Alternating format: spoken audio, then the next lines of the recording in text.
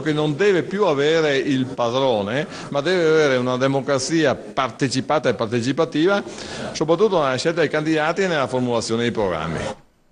E sempre in casa PDL abbiamo raccolto il pensiero dei politici veneti sulla passo indietro di Silvio Berlusconi rispetto alle primarie e al tempo stesso sulla figura dietro le quinte ma comunque presente all'interno del movimento politico.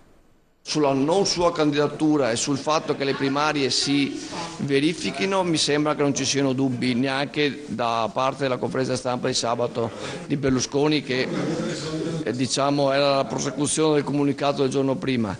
Sul fatto che Berlusconi ritenga di esserci ancora in campagna elettorale e di stimolare su alcuni temi, mi sembra di aver compreso giustizia e la parte economica. Francamente a me non solo non disturba, anzi lo do come elemento positivo il fatto che non va confuso, che mi sembra che lui abbia deciso comunque di non essere più il capo del partito e neanche il candidato premier al 2012. Insomma.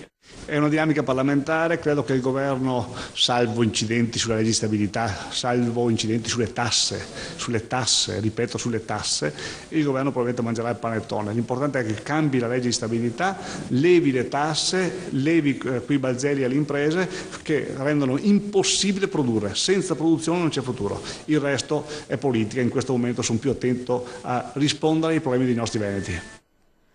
Padova-Venezia, città metropolitana. Questa sera nella seduta di Consiglio Comunale a Padova approderà la mozione strategica firmata